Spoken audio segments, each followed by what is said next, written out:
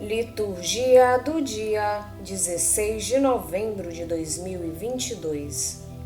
Memória de Santa Margarida da Escócia e Santa Gertrudes Virgem. Primeira leitura. Leitura do livro do Apocalipse de São João. Eu, João, vi uma porta aberta no céu, e a voz que antes eu tinha ouvido falar-me como trombeta, disse: sobe até aqui, para que eu te mostre as coisas que devem acontecer depois destas. Imediatamente, o Espírito tomou conta de mim. Havia no céu um trono, e no trono alguém sentado. Aquele que estava sentado parecia uma pedra de jaspe e cornalina. Um arco-íris envolvia o trono com reflexos de esmeralda. Ao redor do trono havia outros 24 tronos. Neles estavam sentados 24 anciãos, todos eles vestidos de branco e com coroas de ouro nas cabeças. Do trono saíam relâmpagos, vozes e trovões. Diante do trono estavam acesas 7 lâmpadas de fogo, que são os 7 Espíritos de Deus. Na frente do trono havia como que um mar de vidro cristalino. No meio, em redor do trono, estavam 4 seres vivos, cheios de olhos pela frente e por detrás. O primeiro ser vivo parecia um leão, o segundo parecia um touro. O terceiro tinha rosto de homem. O quarto parecia uma águia em pleno voo.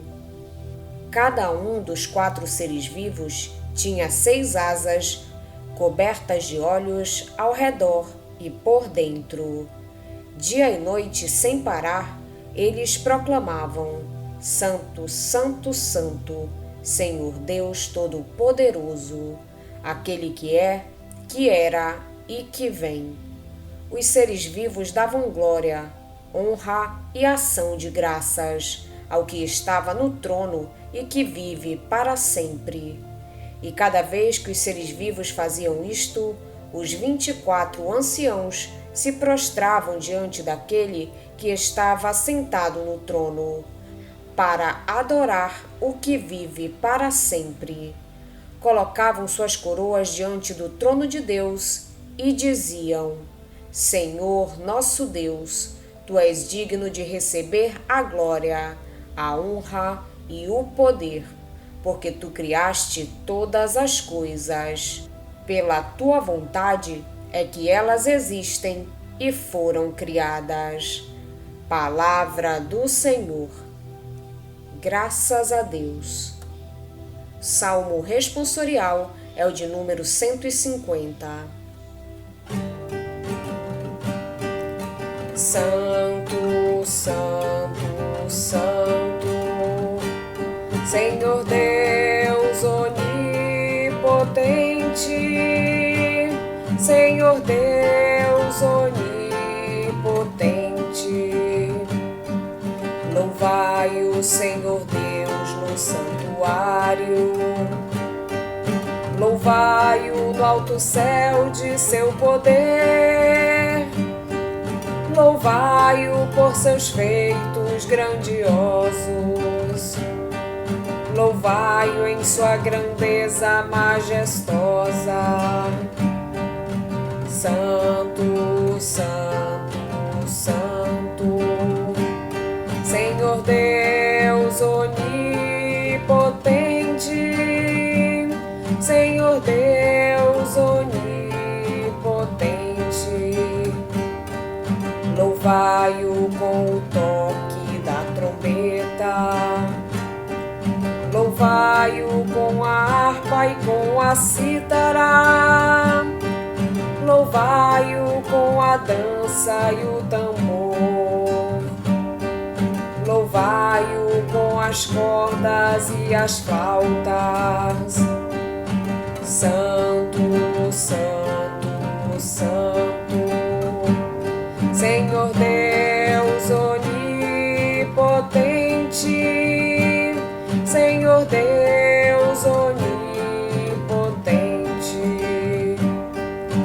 Louvai-o com os címbalos sonoros,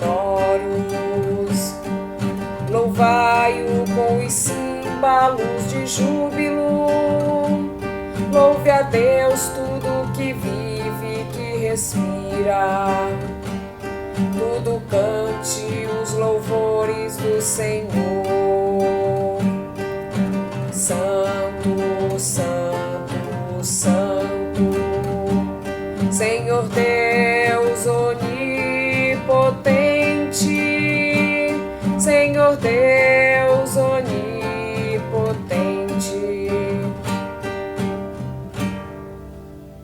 Segunda leitura. Leitura da carta de São Paulo aos Efésios. Irmãos, eu dobro os joelhos diante do Pai, do qual recebe o nome toda a família, nos céus e na terra. Que Ele vos conceda, de acordo com a riqueza da sua glória, que sejais cheios de força pelo seu Espírito, para que se robusteça em vós o homem interior, que Cristo, pela fé, habite nos vossos corações, que estejais enraizados e alicerçados no amor, para terdes a capacidade de apreender com todos os santos qual a largura, o comprimento, a altura e a profundidade, a capacidade de conhecer o amor de Cristo, que ultrapassa todo o conhecimento, para que sejais repletos até receberdes toda a plenitude de Deus. Palavra do Senhor. Graças a Deus. Evangelho de Jesus Cristo, segundo São Lucas. Naquele tempo, Jesus acrescentou uma parábola, porque estava perto de Jerusalém e eles pensavam que o reino de Deus ia chegar logo. Então Jesus disse: um homem nobre partiu para um país distante, a fim de ser coroado rei e depois voltar. Chamou então 10 dos seus empregados, entregou 100 moedas de prata a cada um e disse: procurai negociar até que eu volte.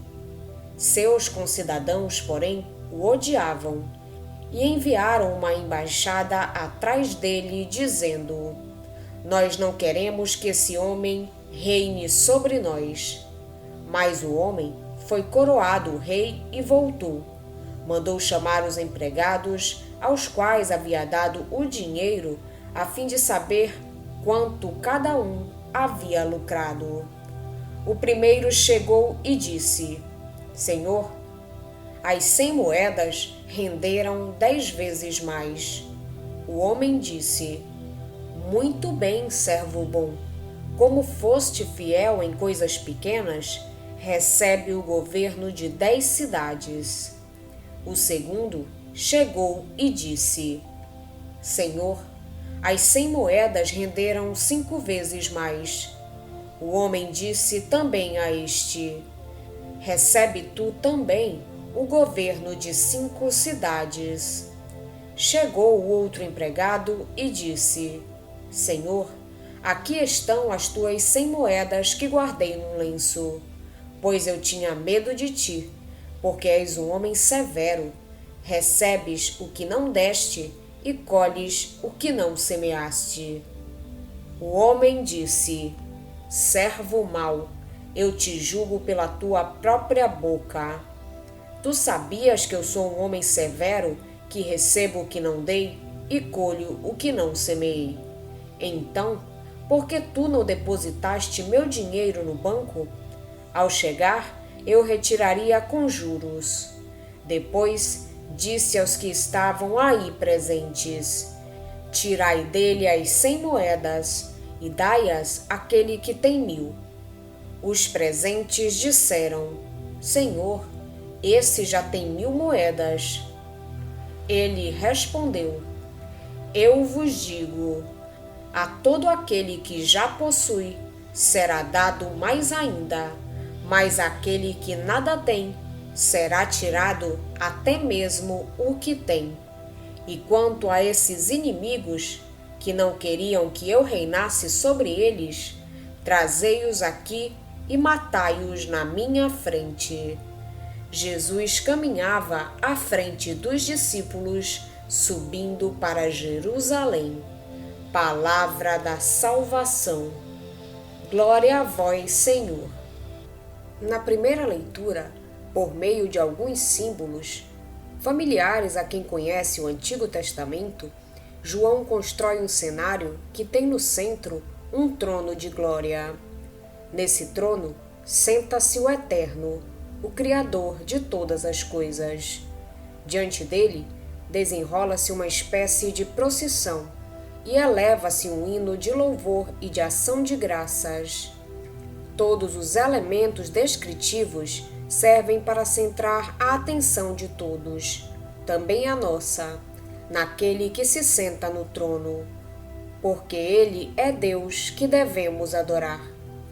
Com esta visão, o apóstolo João quer introduzir a assembleia que celebra os santos mistérios na liturgia celeste, modelo de toda a liturgia terrestre.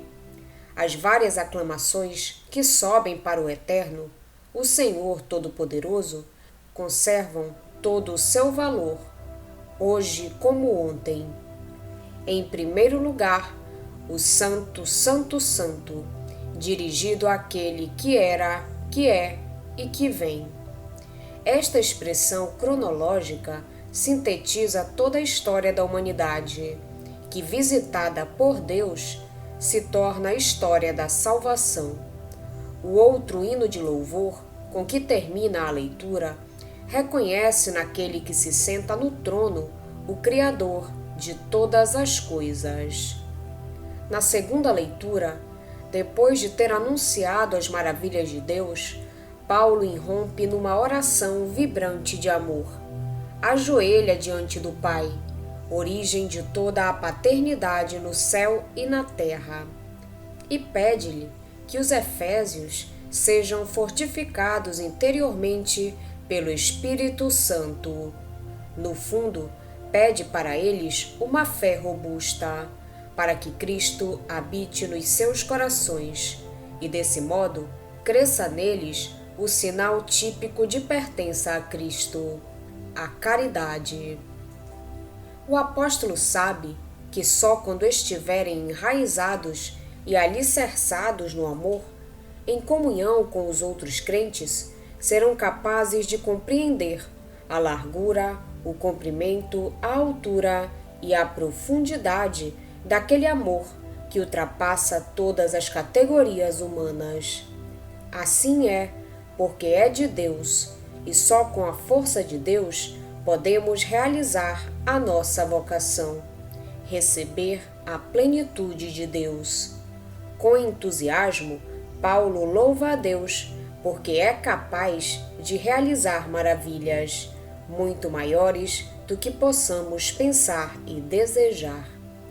Sentimos em todo o texto que o conhecimento do mistério de Deus não é fruto do nosso esforço intelectual, mas de amor admirado, que brota de uma atitude profundamente interior e contemplativa.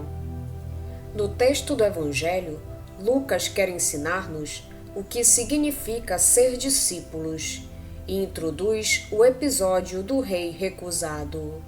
O primeiro ensinamento desenvolve o que já vem das páginas anteriores, o que é ser discípulo. O episódio do rei recusado introduz o tema das páginas anteriores, mas importa dar atenção ao início desta parábola, em que Lucas quer ilustrar o tema da iminência escatológica, ligando-se assim não só ao evento histórico da entrada de Jesus em Jerusalém, mas também com a questão: quando virá o reino de Deus? Do cruzamento de todos estes motivos resulta uma interpretação múltipla e diferenciada da própria palavra, onde também se notam alguns retoques pessoais do evangelista. Por exemplo, a menção a uma região longínqua.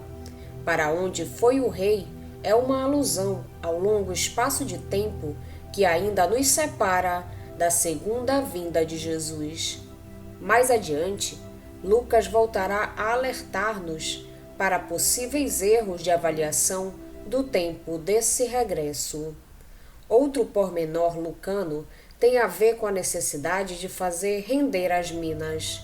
Se o Senhor tarda em vir, também é certo que virá como juiz. Importa ter frutos para lhe apresentar, quando vier. Isto vale também para nós hoje. O Evangelho diz-nos que o discípulo é chamado a ser servo bom e fiel. Não se trata de uma bondade comum ou de uma fidelidade genérica. A bondade manifesta-se na disponibilidade, a fidelidade na obediência. São duas atitudes fundamentais do ideal evangélico que Jesus nos apresenta. São a espiritualidade própria do discípulo. Fidelidade e bondade são as duas faces da mesma medalha. São dois aspectos da mesma personalidade, qualificada não pelas suas qualidades morais, mas pelo dom de graça recebido e pelo desejo constante de viver segundo a vontade do Mestre. Ao contrário de Mateus, que qualifica o servo como preguiçoso, Lucas qualifica-o como desobediente. É um pormenor que só se descobre na comparação dos sinóticos. Fazendo essa comparação, cada discípulo poderá treinar-se a seguir os evangelistas pelas pistas que lhe são próprias e organizar as diversas peças do único retrato de Jesus. Nesta parábola, Jesus convida os discípulos a vencer toda forma de medo e a alimentar total confiança em Deus.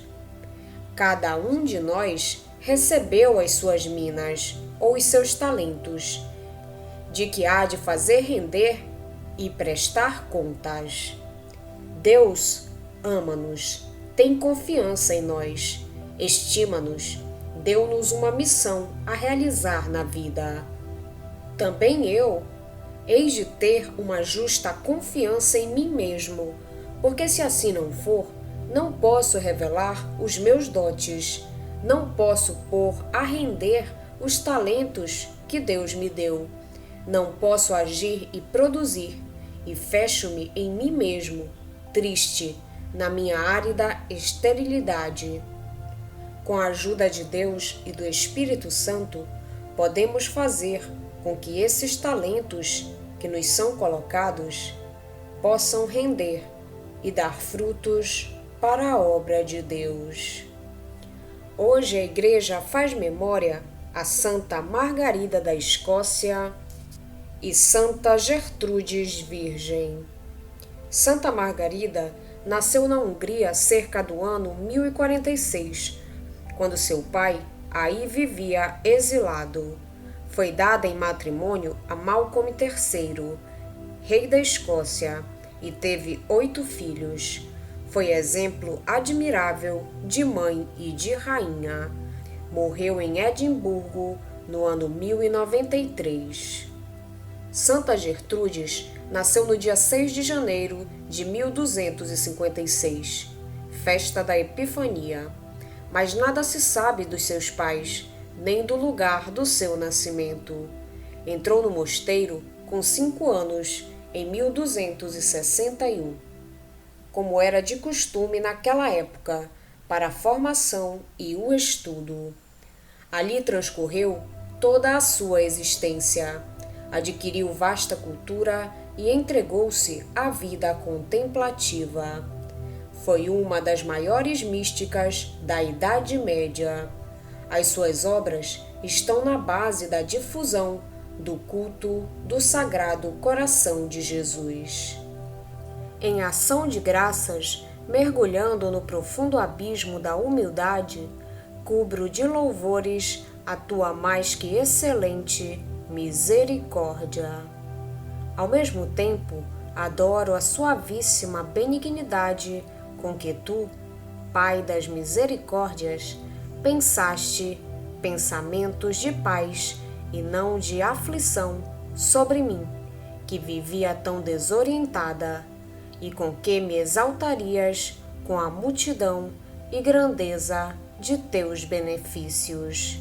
Acrescentaste ainda para mim o dom da familiaridade inestimável da amizade. De diversos modos me abriste a nobilíssima arca da divindade. Quero dizer, teu coração divinizado para a satisfação de todos os meus desejos. Dos livros das revelações do amor divino de Santa Gertrudes Virgem. Vamos pedir a Deus que nos auxilie no dia de hoje para que possamos permanecer na sua santa vontade. Pedimos também a intercessão da Virgem Maria, de Santa Margarida da Escócia e Santa Gertrudes e todos os anjos e santos de Deus. Pai nosso que estais nos céus, santificado seja o vosso nome. Venha a nós o vosso reino, seja feita a vossa vontade, assim na terra como no céu. O pão nosso de cada dia nos dai hoje. Perdoai-nos as nossas ofensas, assim como nós perdoamos a quem nos tem ofendido. E não nos deixeis cair em tentação, mas livrai-nos do mal. Amém. Oração. Ó Deus, que preparastes para vós uma agradável morada no coração da Virgem Santa Gertrudes, iluminai por suas preces as trevas do nosso coração, para que experimentemos em nós a alegria da vossa presença e a força da vossa graça. Por nosso Senhor Jesus Cristo, vosso Filho, na unidade do Espírito Santo. Amém. Estivemos reunidos em nome do Pai, do Filho e do Espírito Santo. Amém. Tenham todos um abençoado dia. Fiquem na santa paz de Jesus.